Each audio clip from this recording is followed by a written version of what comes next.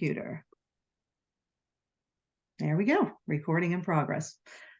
Hello, Freehold Township community. My name is Lisa Johnston, and I am the president of the Freehold Township Education Association, representing roughly 612 members. Welcome to our Meet the Candidates Night. This is a New Jersey Education Association sponsored Pride and Public event. I'd like to thank our FTEA Pride Committee, Lisa Murata, Natalia Feldman, Amanda Marinello, and Lois Tarrant for their help in organizing this event. I would also like to thank our FTEA representative, Karen Parker, for her technical assistance. The FTEA does not endorse candidates for board positions. We simply provide a platform for our resident members and the community to have an opportunity to meet the candidates running for the Freehold Township Board of Education so they can make an educated decision when voting. Education, obviously, is what we are all about. We will take turns asking each candidate some of the questions that we have provided them in advance. We will rotate the order of who starts to answer to give equal opportunity to all our candidates. Each candidate will get 1.5 minutes to answer. A timekeeper will be keeping track of that and will let you know when you're at the end of your 1.5 minute. We will not cut you off, but please, there's Denise, just in time, got her. Nice. A timekeeper will give notice to the time that the candidate is almost at the end. We won't cut you off, but we will say you have 1.5 minutes and be done. At the end of the question portion, we will give each candidate a minute to kind of close out the evening. So anything that you would like to say, we'll keep that rotation going. And if there's anything else you'd like to say, we will give you 1 minute to close out the evening. So at this time, we do have all of our candidates in. Thank goodness, the links are working. Everybody's here. I'd like to introduce you to Denise King. We're going to spotlight her momentarily. She is the president, there she is, of the Monmouth County Education Association, representing about 14,000 members. Denise will be our moderator, asking the questions and moving our night along. This is our third time hosting our event virtually, so fingers crossed that it runs as smoothly as the first two. So ladies and gentlemen, this is Denise King. She will be introducing our candidates, talking about the rules a little bit, and then we will begin. Everybody is in place. Welcome. All yours, Denise. Thank you, Lisa. It's great to be here again. This is one of my favorite things to do. We get to learn a lot about all the candidates. Before I introduce the candidates, I just want to clarify for everybody that this is definitely not a debate.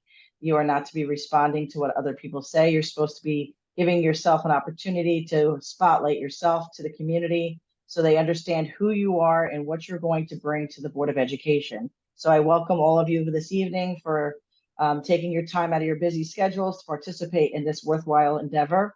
And I want to thank Amanda. She's going to be our timekeeper. Amanda, if you can raise your hand and say hi. Amanda is going to give us the 90 minutes. She'll say time and you will be able to finish your sentence and then we will cut you off after that. All right, so I'm going to move on and we're going to, I'm just going to introduce each candidate so everybody gets an opportunity to see who's going to be speaking this evening. Michael Amoroso, Peter Conforti, Denise Dumont, Zane Halcott, Michelle Lambert, Carmela Spieler, and Mary Meg Tomman. I hope I said those names correctly for the last names. Again, we appreciate you attending this evening, and we're going to be using, you should have gotten an idea of some questions ahead of time, just to let the public know that there were questions provided to the candidates. We will not be using every question that was provided to you. So we're going to begin. Michael, we're going in alphabetical order. So Michael, you're going to be first, and I'm going to read the question. Please introduce yourself and tell us what experiences or training and education you have that makes you qualified to run for a position on the Board of Education. If you are an incumbent, why should you be reelected? What is your vision for the students of Freehold Township? And how would you use your position on the board to achieve that vision? If you need me to repeat any of that question at any time, please let me know, and we'll spotlight Michael. Well, thank you for hosting this evening. I appreciate it. All to the FTEA for the hard work and putting the forum together. My name is Michael Amoroso. I'm a resident of Freehold Township for 22 years. I have 3 daughters that all attended the Freehold Township schools. And my wife, Maria, and I love Freehold Township. and I love giving back to the community. I am an incumbent. So to answer that part of the question, I have been serving on the board now for 12 years. The reason I'm seeking another term is because I feel post-pandemic that we need seasoned board members to get our students back on track to where they were pre-pandemic. Right now, I'm on the curriculum committee, and we're doing some very important work to get student achievement back to where we need it to be. And that is my vision, is to get the students on track and back on target, along with getting our transportation system back to a level where we can support all of our other activities and after school activities like sports. As you know, that is a big problem right now, transportation. So these are the reasons. I'd like to provide some continuity. We've had, some new board members, and I think it would be advantageous for some seasoned people to stay on the board and to provide that continuity for the district. Thank you. Thank you, Michael. Peter, I'll read the question again. So please introduce yourself and tell us your experiences in training, in education that make you qualified to run for the Board of Education. And if you're an incumbent, why should you be reelected? What is your vision for the students of Freehold Township? And how would you use your position on the board to achieve that vision? Excellent. My name is Peter Conforti, and I'm number 4 on the ballot for the school board election. I've been a resident of Freehold for over 20 years and have deep roots in this community. I graduated from Laura Donovan, Barkalow, and Freehold Township High School. I'm an Eagle Scout from Troop 155. My parents are local small business owners, and I have 2 cousins currently in the K-8 schools. I have experience in creating and developing educational policies in local government. At the Delaware Department of Education, I worked under the Teacher Efficiency Task Force, where we reevaluated and improved teacher contracts, which prevented potential classroom disruptions and modernized teacher compensation. While working in the Delaware State Legislature, I functioned as a fellow, dedicating to advancing a critical piece of legislation, aiming at ensuring that every public school in Delaware had access to an on-site nurse. I'm running because I've seen and heard firsthand the issues our schools face, like post-COVID learning gaps, teacher recruitment and retention, and ongoing fiscal challenges. My vision is for our students to attend school every day in an environment that promotes critical thinking and creativity, with staff and educators who have a deep understanding of the subjects taught and the challenges facing students in the world today. I want a school board that is not reactive, but proactive, to ensure our students continue to have the high quality of education that I had. I'm unique in that I have no official designation under my name on the ballot. I am not held to any outside organization or special interest. The only special interests I represent are those of the Freehold Township community and its students. A vote for me, Peter Conforti, is a vote to let teachers teach. Thank you. We're going to move on to Denise Dumont. Shall I reread the question for you? Please introduce yourself and tell us the experiences or training and education you have that make you qualified to run for the Board of Education. If you are an incumbent, why should you be reelected? What is your vision for the students of Freehold Township? And how would you use your position on the Board of Education to achieve that vision? Hi, good evening. I am Denise Dumont, and I've been living in Freehold Township for 23 years and love our town. My daughter graduated from the Freehold Township High School International Studies program. I was actively involved in the PTO and in the accelerated reading program in K-5 at the Freehold Learning Center. Currently, my daughter is a successful businesswoman. I've worked as a dental hygienist for 23 years, and I'm totally dedicated to optimal patient care, and in particular, teaching young children good dental hygiene. I was involved in the Freehold Open Door Food Pantry for 15 years. This program included an after-school homework assistance program, which I was very involved with and I enjoyed. My vision for the students is to teach them, not indoctrinate them. Therefore, I believe in the basics. For example, reading, writing, arithmetic, science, history, and civics. Education should not be a complicated matter, but instead use sound, proven methods of training like phonics. Our children have fallen behind due to COVID-19, but also due to the fact that they are distracted with ideological issues instead of the basics. As a member of the board, I would make intelligent and rational data-driven appeals to all members, stating my position and attempt to persuade them that my position has merit and to ask them for their support. Thank you, Denise. Next is Zane. Do you need me to repeat the question, Zane? No, I'm fine, thank you. Okay. Hello, my name's Zane Halcott. I'm number 1 on the ballot. I'm named after an American Western author. I'm 39 years old today. It's my birthday today. I keep on telling myself I'm gonna have a nice quiet birthday, but things always seem to happen. But I'm here today, and I'm glad things are happening. My father is a retired major in the United States Air Force, and my mother is an immigrant who came to this country from Scotland, and she raised 5 children while becoming a registered nurse, and she's retired now. Education-wise, I have an engineering degree, a computer science degree, and I have a math minor just because there's a few extra credits. Why not? I'm a problem solver by nature. It's my profession. It's what I do for fun. I'm half Black. I'm half white. I've gone through this entire educational system here in Freehold Township, starting at West Freehold in kindergarten, then Barkerlow, and I graduated from Freehold Township High School. I have a unique view not only at Freehold Township's educational system, but at the entire world because of my mixed race.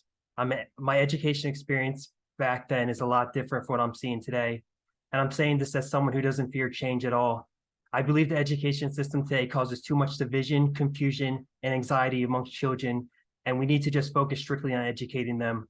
I promise to use my position on the board to steer this ship on a course that focuses simply on educating children instead of parenting them with programs like social emotional learning.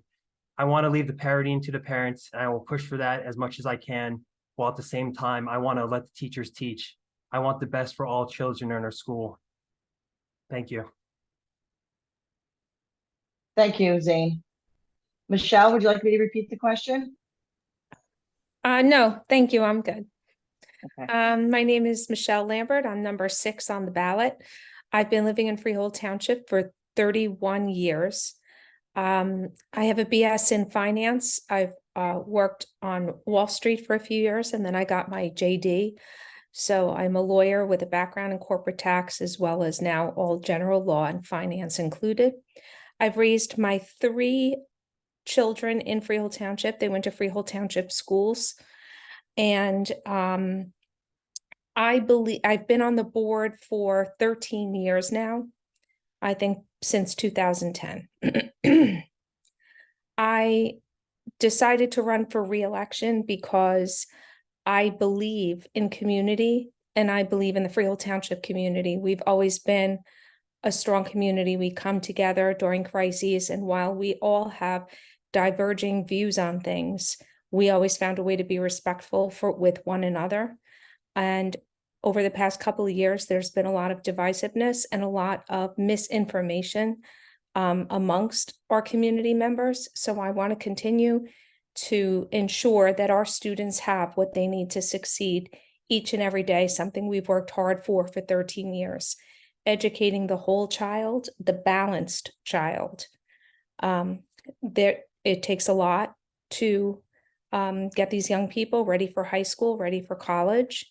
And in order to do that, we also need funds. So we continue to balance our budget with Thank you, the needs Michelle. of our taxpayers. Thank you. Carmela, would you like me to repeat the question? No, that's okay. Thank you. Okay. My name is Carmela Spieler. I'm a 22-year resident of Freehold and the mother of 4 children that are grown as well. I'm number 2 on the ballot. I was born and raised in Brooklyn, like so many who came to Freehold. I came here for a nicer family life and for these great schools. My first career, I worked in the healthcare industry as a registered dietitian.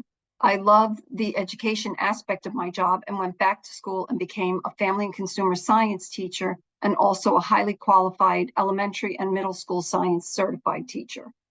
Besides witnessing firsthand my children's experience in Freehold School District, my first teaching job was at Eisenhower Middle School as a long-term sub in the science position. I loved working there and being part of the Freehold Elementary School District, so I've gotten to witness how wonderful it is firsthand. I believe that strong families are the framework for strong societies and communities. Parents are the guardians of their children, and schools should support the families in educating our children. We still have a constitution that must be upheld, and all that the school board has to do. Nothing should trump these rights ever. My vision is to bring back the learning loss from COVID and bring back the basics, math, English, science, the arts, history. And as an educator, I believe this makes me highly qualified in this position. I'm not affiliated with any party, but the party to support these families and all that these kids need. Time. Thank you, Carmela. Meg, I guess you want to be called by? Yes, please. Thank you. Okay. Meg, would you like me to repeat the question? No, thank you. I'm ready. Okay. So first, I'd like to say thank you to the FTEA for hosting us tonight. My name is Meg Thoman, and I was first elected in 2020. And as a board member and a mom of 3, with my youngest in kindergarten when COVID started, I had a front row seat to the challenges that our district and our families faced.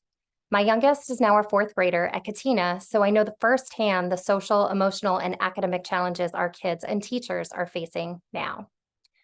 I've also spent some time in the classroom myself. After college, I taught English at a public middle school in Japan. And then back in the US, I enjoyed a successful editorial career both before and after being a stay-at-home mom. But during COVID, I decided to return to school and earn a master's in business administration. I now work as the communications director for an animal health company where I manage continuing education for veterinarians, public affairs, and stakeholder engagement. I also serve the town as a historic preservation commissioner and a commissioner on the Freehold Housing Authority. I'm asking for your support because I'm proud of the work I've done to support student success and community involvement in our schools. One of the first things our board did after I joined it was implement a new phonics program. And my vision is simple: to equip every child with the foundational literacy and math skills needed to thrive in a competitive world that values collaboration and critical thinking. And with your support, we can ensure all our children reach their highest potential. Thank you. Thank you, Meg. We're going to be moving on to our next question, and our first person will be Peter. If the New Jersey Department of Ed implemented a curriculum mandate that was not in line with your personal beliefs, what would you do as a board member for a public school district? As Peter? a board member, yes. As a board member for a public school district, my primary duty would be to serve the best interest of our students and the community.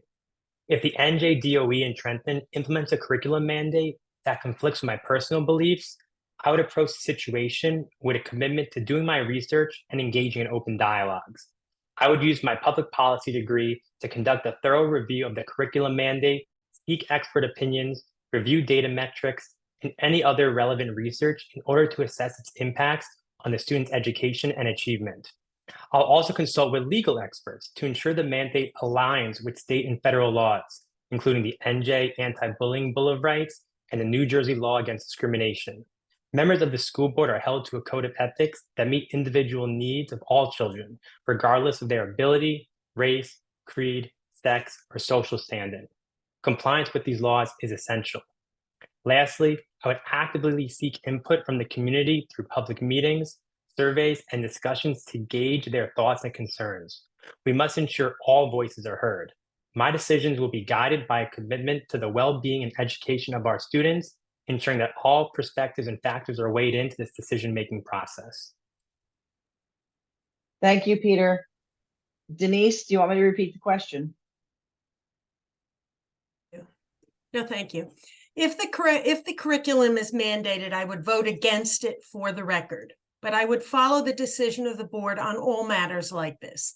In life, you can't always have it your way, but you must seek compromise for the general good. I would make my point of view known and ask that Strauss-Esme double check to ensure that this curriculum mandate is in fact mandatory or recommended. We just had a major error on their part in reference to policy 5756 transgender student, where to everyone's surprise, it was not mandatory, but just recommended.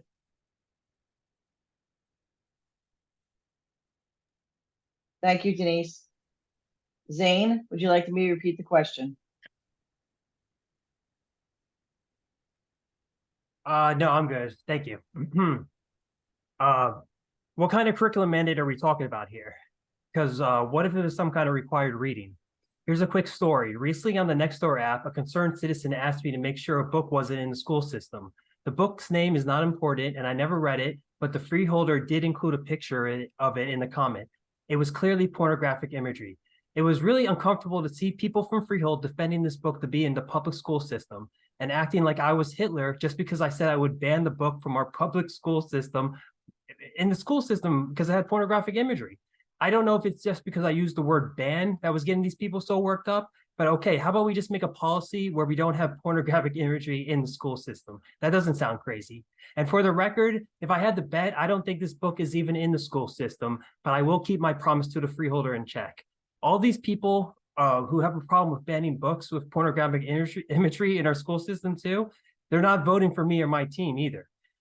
So in this imaginary scenario, if the curriculum required reading that has pornographic imagery in it, to put it bluntly, I'm going to war to get it out.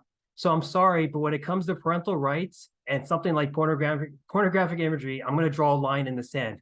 Everything else, it's all about compromise, baby.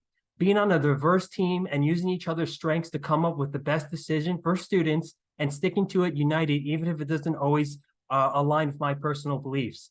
And sometimes, very rarely, I actually find out I'm wrong. And in this case, being wrong is not always bad, because this could mean something good for the students and something that I learned myself. Thank you. Michelle, would you like me to repeat the question?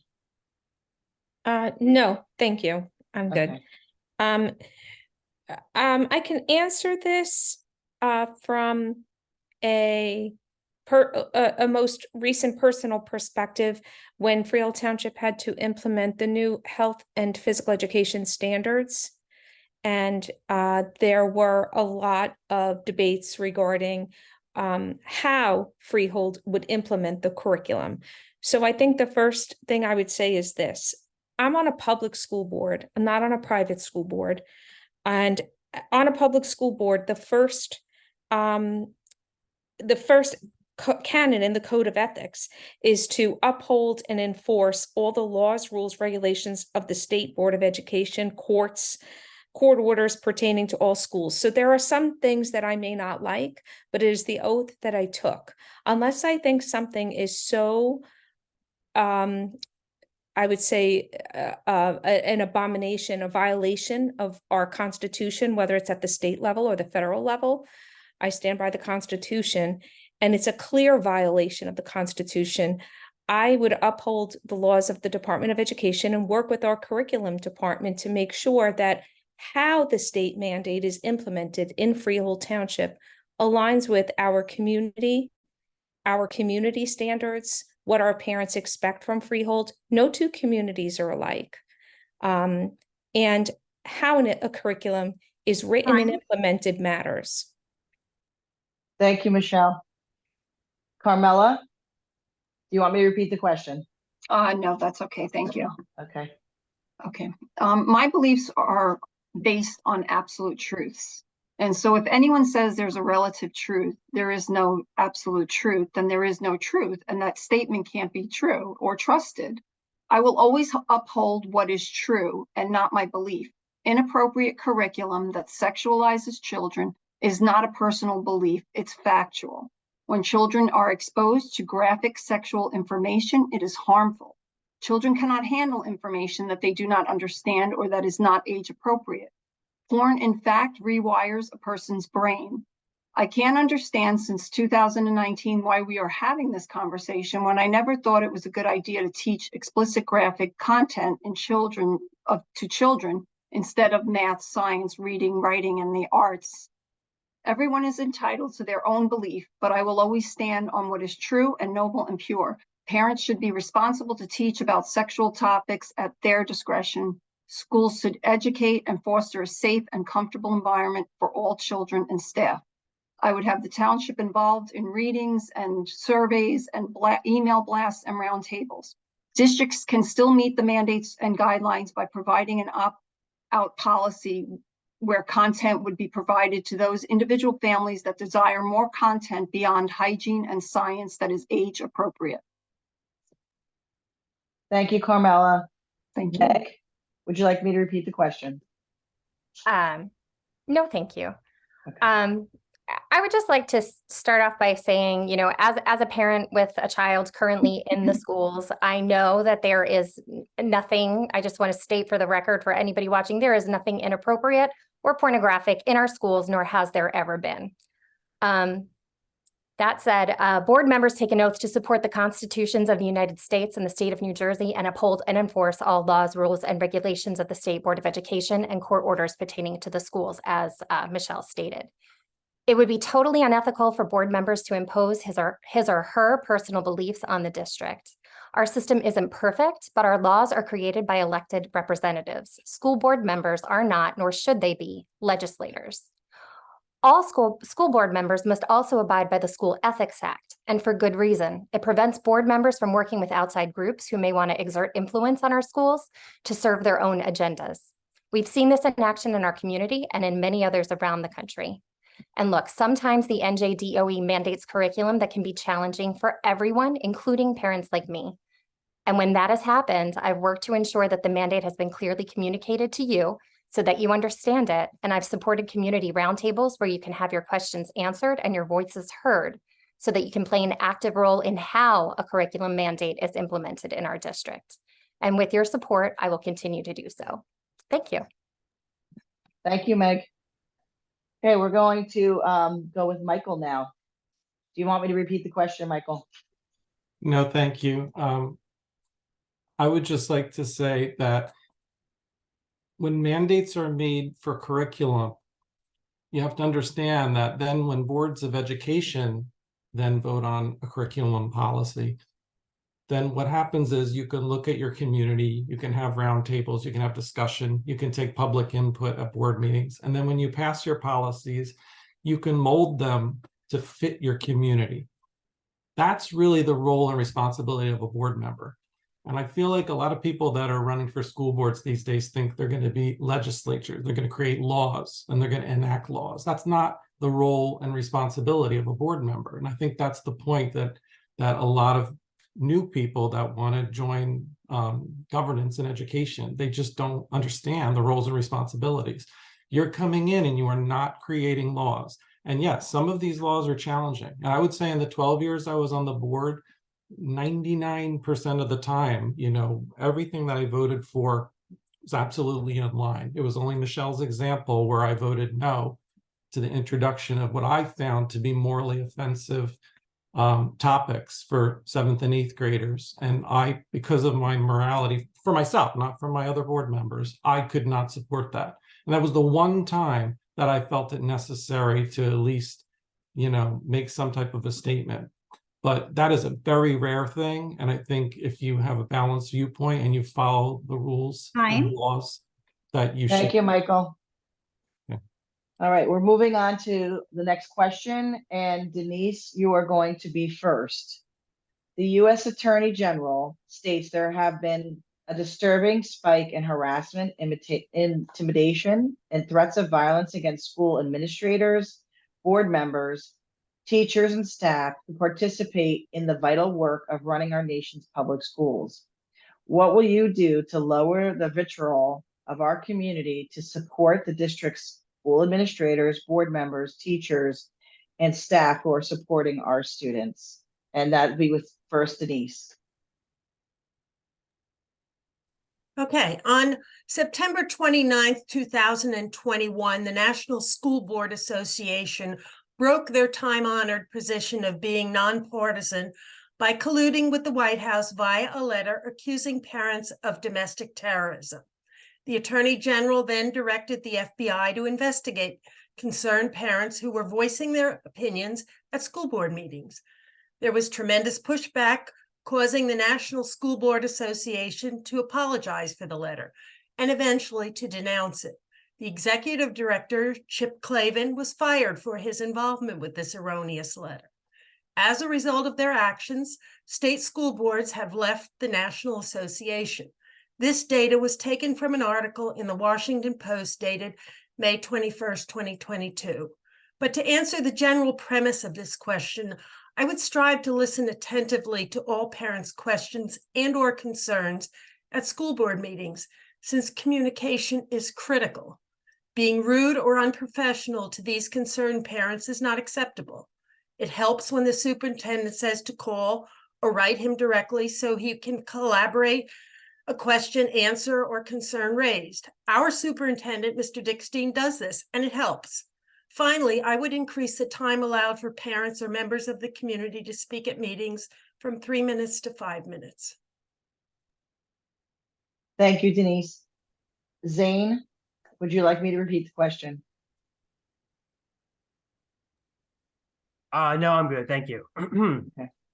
Of course, I don't believe in harassment, intimidation, or threats of violence of any kind to anyone. I've been to a few of the board meetings here. I spoke at a couple. The first time was really easy, probably because no one knew who I was. The second time felt a little different to me. At the July 25th board meeting, at the hour and 30-minute mark on YouTube, I began to talk. I thought it was rude for board members at a few points during my speaking to have a full-blown conversation while I was making my remarks. It was completely disrespectful to a concerned citizen like myself. Even if I don't agree with you, we can be polite and respectful to each other. That's the way I see it. I've been to a few meetings afterwards and I didn't speak, but I did respectfully listen to every freehold citizen during the public speaking time. What I will do on the board is to make sure there aren't any extreme drastic changes that take place without proper time, consideration, and if necessary, community involvement. Let's face it, policy 5756 was like throwing a rock the size of a basketball right in the lake at Turkey Swamp. And now the board is wondering why people are mad because people got all wet and the ducks are flying away. It's because policy 5756 could have potentially taken away parental rights, which should not be compromised at all, in my opinion. I think the board making the mistake of allowing policy 5756 without any pushback until recently was a huge mistake, and they are yet to admit that. I will ensure that mistakes like that don't happen again, or at least without quicker notification to community about the mistake and actions to correct it. Thank you. Thank you, Zane. Michelle, would you like me to repeat the question? No, I think I'm good. Okay. I think that the rise of harassment, intimidation, and bullying against administrators, teachers, board members was due in large part to a lot of public misinformation and fear mongering. A lot of the, I would say, harassment that was put toward our school board and our administrators, accusations that were thrown our way regarding things various members of the public were unhappy with were actually wrong. Facts were wrong. What was going on in the school board was wrong. How our administration was handling things was wrong. So the misinformation, I think, was something that we recognized, and we would continue to try to get our public informed to perhaps prevent this fear mongering. It's just why we started the community roundtables. So far this year, we've sent out 2 surveys. We need to partner with our teachers who have constant communication with our parents to get the word back to the board as to what the parents are saying. An educated public, an informed public is less likely to harass or bully administrators and teachers. Respectful disagreements can still occur. But I do think that getting the public very involved and very informed. Thank you, Michelle. Carmela, would you like me to repeat the question? No, that's okay. I just want to say that I hope we're not counting parents' presence and speaking out against what the board has considering, and like even with policy 5756, they want to remove it without still being allowed to notify parents. So when parents show up, or like myself, show up and speak out against that, I hope and pray to God that that is not what we're talking about here. When I saw the question, I was thinking of legit, dangers in the school that could occur, and like breach of, people getting into the building and things like that. So I hope that is not the case. I would think that we need to evaluate and enforce comprehensive anti-violence and anti-harassment policies that are currently there. Ensure that we're committed to doing that and communicating that to parents and staff, like that their words matter. But I had no idea that thinking that this would even be like laid upon our board members, our parents showing up at board meetings. I think providing training and awareness, getting the PTA involved, and however we can bring in the community to help work and share this information. Enhance the security of the school premise, especially as people are coming in and out. So I saw it from a security point of view, and that's where my concern is, because I think we can never be too safe about our building and our students, especially up at the elderly, the older grades. We may not be aware of who's coming in and out of the building. So thank you. Thank you, Carmela. Meg? Thank you. One of the most profound lessons I've learned, not just as a board member, but in life, is that you can't control others. The only person that you can control is yourself. So when I'm faced with these kinds of challenges, that's where I begin, with self-reflection and self-control. At the core of my belief system is the value of open and inclusive dialogue. And we've seen how divisions can pull communities apart, but here in our district, we've sought unity. We've hosted roundtables to discuss potentially divisive issues. We've incorporated parental involvement, and we've worked hard to create events where parents and their kids can build community. Last year, our district read a book together, and all over town, we saw children from all the different schools coming together, bonding over a robot named Roz. Our family loved reading that book with our then third grader, and I bet your family did too. And no matter what, we have that in common, and that's a gift and a testament to the power of community. But let's not confuse unity with uniformity. I don't always see eye to eye with my running mates, but our platform is respectful educational leadership for a reason. We may sometimes differ in opinion, but there's one thing that we're united in, our unwavering commitment to the best interests of our staff, our students, and our schools. And this dynamic pushes us to see things from diverse perspectives and ensures that our decisions are made with a holistic view. It saddens me to hear the vitriol aimed at our public school educators and board members. Public education has been the backbone of our nation's growth, and in my opinion, our most important institution. I believe deeply in it, and if reelected, I will do everything in my power to support public education. Thank you. Thank you, Meg. Michael, do you want me to repeat the question? I think that would be good. I'd like you to repeat the question just so people that are listening can hear it again. The U.S. Attorney General states that there have been a disturbing spike in harassment, intimidation, and threats of violence against school administrators, board members, teachers, and staff who participate in the vital work of running our nation's public schools. What will you do to lower the vitriol of our community to support the district school administrators, board members, teachers, and staff who are supporting our students? Thank you. I think the real answer is social media, far and away. Because I think what happens is these false narratives get out and then they spiral out of control, and then people get their facts wrong. And oftentimes we have visitors to our board meetings and they come to the podium and they make outrageous statements like we have pornography in our libraries, for example, and many, many other things. And then we're often like, how is this even possible that someone could even believe that this is true when it obviously is not? So I think, first of all, you have to have your information correct. It's vital that information be vetted and be correct before you decide that you're going to make it an issue.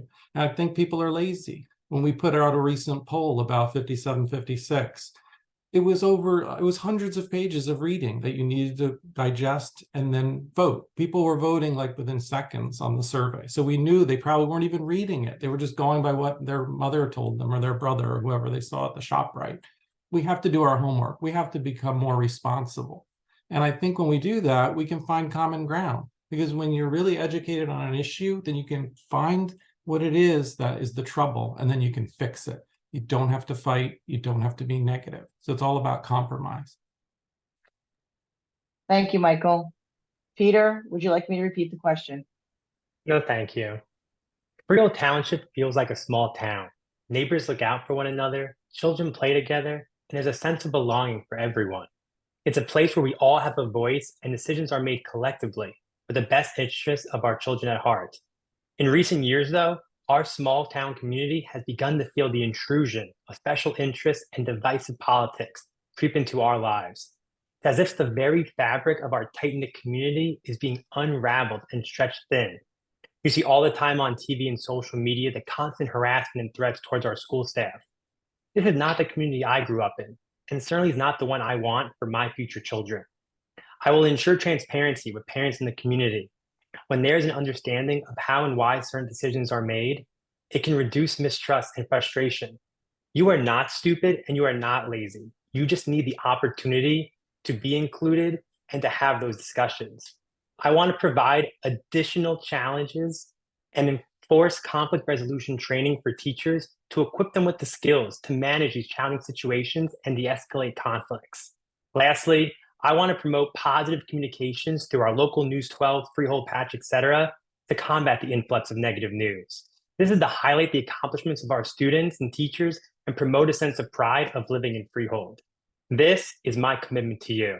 I promise to uphold the school board code of ethics, not be bought by special interests, and ensure our children and educators receive the support they need and deserve.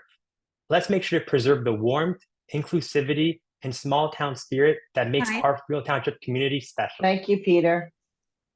Okay, we're moving on to our final question until I give you each a minute to sum up for the night. And our first person will be Zane. Tell us your thoughts and experiences surrounding contract negotiations. Thank you. When I think of contract negotiations, two situations come to mind. One is buying a car at the very beginning of COVID.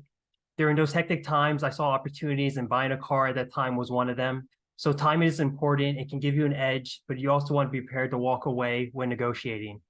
But if there's another situation where some smart individual had the idea to create a Freehold Township phone app, where that app's sole purpose is just to feed freeholders information like town events going on, crime that has happened or is happening, a notification to school policy changes. Hey, imagine even getting a notification from this Freehold Township app that says every Tuesday or this Tuesday, you get $2 off every pizza from this house is going to get donated to the school system. The school's going to be making money. Local businesses are going to be making money. Everyone is winning. I believe a lot of this infrastructure for this app is already built and available via various Freehold Township websites, which would drastically reduce the cost of this app. The school wouldn't be paying for the entire app solely because it's going to be used by the entire town. So in a nutshell, you want someone like me who is tech savvy and will be able to negotiate something like this, since this is right up my alley, just in case some smart individual had the idea to create a Freehold Township app that would help everyone in this community. Thank you. Thank you, Zane. Michelle, do you want me to repeat the question? No, thank you. I'm good. Okay. I have been on this board for 13 years and through 3 or 4 FTEA teacher contract negotiations, as well as FTAA administrative contract negotiations, TWU negotiations. I've learned through the years that experience matters, that people matter, balancing the needs of your staff with the budget and the ability for your taxpayers to pay is not an easy feat. This, this town, 80% of our budget goes to teacher salaries and benefits. They're the front line. They're the front line with our students. Our students deserve the very best in order to learn. And the remaining part of our budget goes to our buildings. So when you negotiate, you don't negotiate in a vacuum. As my fellow board member, Michael Amoroso, said, there is one bucket of money. Where you choose to take that bucket and pour it into the little buckets is where it matters. And I have considerable experience doing that through all our bargaining units through the past 12 years, as well as an attorney in private practice. It's what I do every day. Thank you, Michelle. Carmela, would you like me to repeat the question? No, that's okay. I think our teachers and those salaried employees are our biggest asset. And I think if we manage our spending project better, I can allocate our money even better. Our staff is our best resource, and without a good staff, we would not have our great schools. First, I think the contracts need to be fair and equitable to what the common value is in the area and the neighborhood. As we're contracting with them, salaries should commence with experience and be competitive with the cost of living. And that being said, we don't negotiate salaries in a vacuum. We do need to make sure that we are being resourceful. I've seen some school districts, I don't know if Freehold Elementary has ever done that, but where they open up the superintendent's contract salary and then some of the administrator salaries, and they just kind of inflate some of that stuff. So I would make sure that none of that has ever happened or would happen under my watch. Thank you. Thank you, Carmela. Meg? Do you want me to repeat the question? No, thank you. Okay. Hold on 1 second. Sorry, I'm looking through all of my notes. So many questions we have here. Okay, contract negotiations. All right. As an MBA student, I was trained by negotiations experts with lots of fancy letters after their names. But the most valuable tool I got from that course came from a book I now recommend to everybody I know. It's called Never Split the Difference by Chris Voss, who was a former FBI hostage negotiator. You should totally read it. The most successful negotiations result in a win-win for both parties. And to get there, you need 3 things, and that's active listening, empathy, and preparation. And I put these lessons to good use as a member of the TWU contract negotiations team earlier this year. We were able to address bus driver concerns while ensuring that our district's transportation needs were met. And it's been tough, you may have heard, to find drivers to do the sports runs, but we were able to work out an arrangement whereby coaches might be able to do some of those runs if a TWU driver was not available. And that resulted in a win-win for both parties. And if I'm reelected, I will continue to listen actively and with empathy to seek out win-wins. Thank you. Thank you, Meg. Michael, would you like me to repeat the question? Oh, no, that's fine. Thank you.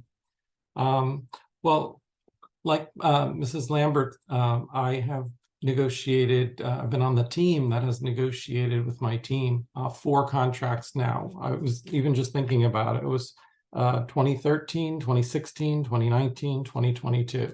So I do have extensive experience sitting down with our teachers and our staff and our administrators and coming to common ground. It's the role of a board member to have the interest of the taxpayer and also the interests of our teachers at bay. So you have to have a mentality of being very independent and trying to look at how you can bring everyone together and spend responsibly, but also make sure you're fairly compensating everyone that's doing such a fantastic job. And I'll tell you, we've been very successful because the people that I've negotiated with have always been team players. And I think that's critical when you're trying to close an $80+ million contract. It's absolutely critical that you have the right team there to make sure that the taxpayer dollars are being spent wisely. And to anyone that gives me their vote, they can be assured that I will be very responsible at the table. I do have the experience to do it. Thank you, Michael. Peter? Thank you. We have seen recently with the nurses at Robert Wood Johnson and the writers in Hollywood, the importance of contract negotiations and what can happen if negotiations fail. I've experienced supporting and participating in contract negotiations. Previously, I've worked at several healthcare organizations where I've worked with compensation market data to evaluate fair pay raises. I've also seen how insurance companies try to increase benefit rates and how an organization needs to balance what is paid by the company and what percentage comes out of employees' pay stubs. Currently, I hold the position of Vice President, Human Capital Management and Global Services at Morgan Stanley, where my responsibilities include ensuring employee compensation plans are compliant with regulations and that there's pay equity across the firm. When negotiating, there needs to be a balance between the needs of both parties. The school board deals with a variety of contracts, whether it's food services, bus drivers, teachers, facility improvements, etc. The board needs to be proactive and go into the process with long-term plans in mind. Contracts should align with the district's strategic goals and educational priorities, not just for this year, but for the next 3 and 5 years. Overall, successful contract negotiations require a balanced approach to consider the interests of all stakeholders, maintain fiscal responsibility, and ensure it does not disrupt the day-to-day operations of students so that they can continue to receive a high-quality education. Thank you, Peter.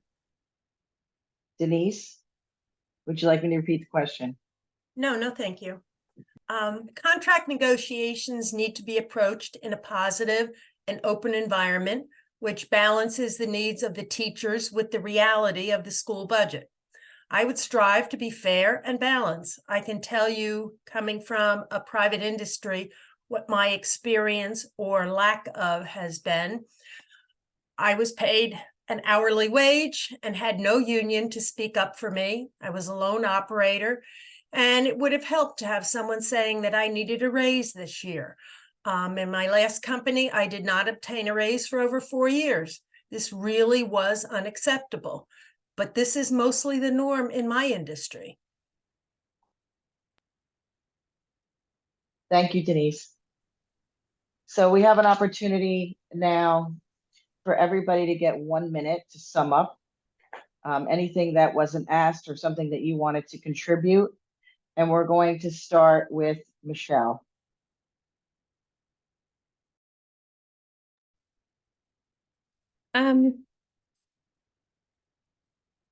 I actually don't even know where to begin. I guess where I would begin is, please allow me, my fellow running mates who have experience, empathy, compassion, and the knowledge to keep this school district moving forward, especially during the post-COVID years. There's been a lot of challenges. There's been a lot of change.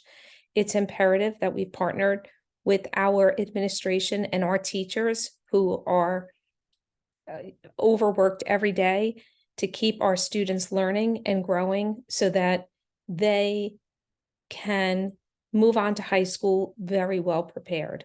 This is no easy feat, not with infrastructure issues, building issues, transportation issues, some staff retention issues. We've been working on this. It doesn't happen overnight, and I implore the community to allow me and my running mates the opportunity to continue working on this. Thank you. Thank you, Michelle. Carmela? I just want to say again that I am Carmela Spieler. I'm running on position protecting parental rights with Denise and Zane. I am in position 2 on the ballot, and I hope that you'll vote for me. I do want to point out that the current incumbents are now willing to remove policy 5756, but they're still not willing to notify parents, and this is still unacceptable. So if this is unacceptable to you, then we are your candidates. I promise to first uphold the Constitution for parents and their parental rights and staff as well. School officials and teachers will continue to use discretion in this matter when they have suspect abuse and being harmed by parents. So that will still be in place. And I plan to bring back the basics, reading, writing, math, and science, and make up learning lost from COVID. Thank you. Thank you, Carmela. Meg? Thank you. I'd like to thank the FTEA for organizing this forum. It's always an important thing to do to get all of us together in the community to talk about our kids' education. And I know everybody here cares as much as I do. So I want to talk about why I'm running for the board, why I ran before, and why I'm still here. As I said, I have a child who's currently in the schools, and I have 2 recent graduates. I have one who just graduated from high school, one in the high school, and one at Katina. And so I feel like I really have my finger on the pulse of where we are, where we've been, and where we need to go. I know I've seen that there's a lot of good in our schools. I know where our strengths are, and I also know where our weaknesses are. I know where we need more support, and I want to be here to be able to provide that. We have some unique challenges that are going on, COVID learning loss. We have inflation happening. We have a teacher shortage to address. We have serious issues, and we do need people with experience professionally and board experience to see us through so that we continue to be an excellent district for our Thank kids. you, Meg. Thank you. Michael? Thank you. Well, once again, I want to thank the FTEA for hosting tonight. And in my closing remarks, I would just like to say that in a recent survey of our parents, 95% of our parents are highly, highly satisfied with our schools. And we just had a presentation on Tuesday showing our scores increasing now post-COVID. So we're moving our student achievement in the right direction, and our parents are telling us that we have a great school system. So if that isn't a testament to what we've been doing on the board, I don't know what is. That's called facts. The other thing is this false narrative about, you know, parents and the policies against parental rights. There was 5756 was removed just because of the slightest implication that any staff member could maybe not call a parent. And we're removing that, even the perception of it. So this is just smoke and mirrors, and it's designed to let, I guess, some type of activism onto the board. It would be a negative thing for the community, and I think it's dangerous. Thank you. Thank you, Michael. Peter? I feel that my professional background in government, public education, finance, and human resources equips me with the skills essential to succeed in this elected role. There are so many issues facing our schools, and I feel that though the board has done their best during COVID-19, we need to stop being reactive and be more proactive. There are going to be even more issues and mandates coming down from Trenton, and the political environment will only be even more fueled with an upcoming presidential election. This board needs to be prepared to have new diverse voices, to listen to teachers, parents, students, and the community, and ensure that we remain fiscally responsible to ensure that everybody, including my future children, have the same opportunities that I had here. Remember, a vote for Peter Conforti, number 4, is a vote to let teachers teach. Thank you, Peter. Denise?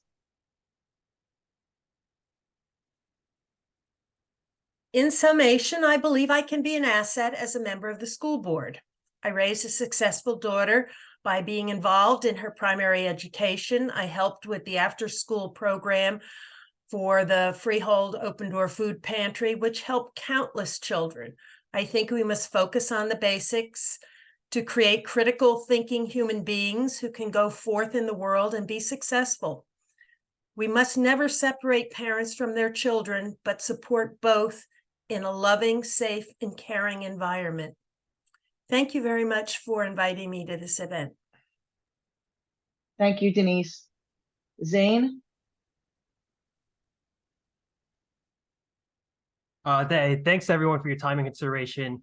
I'm here today because my wife and I are trying to have a baby, and I want to be proactive. I want the best for all students. I recognize the importance of teachers and the part they play in students' lives, but I want to leave the parenting to the parents. I want to take the time to recognize 2 important people in my life. The first is my Uncle Charles, who passed away a few years ago. He was a gay Black music teacher in New York, and I loved him before I even knew what gay was. He had a lot of people at his funeral that were students that just wanted to thank me. I felt honored. The second is Mrs. Dallin, who was my 5th grade teacher in Westfield, and she was amazing. She gave me a book one day where I read it, and it had something to do with diabetes. And putting 2 stones together, I realized I had diabetes myself before anyone else in the world knew. I can't explain to you how much easier that made it for my parents when I had to tell them, when they had to tell their little boy he was sick.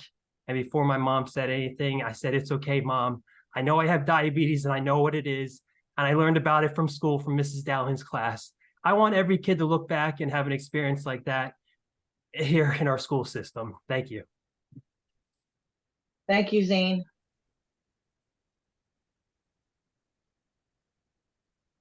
I believe everybody got their 1 minute. Did I miss anybody? Perfect. Then I want to take the opportunity to thank everybody this evening for coming out. It's a big turnout, and which is great. And you were going to be heard not only in this forum, but it will be placed on the FTEA website and the MCEA website, so people can access and find out who you are as candidates. It takes a lot of courage and time, really, for you to put yourselves out there. and let people know who you are and what you want to bring to the table. It's really an important endeavor that you're pursuing. So I wish you all the best of luck and thank you for coming this evening. And I'm going to turn it back to Lisa.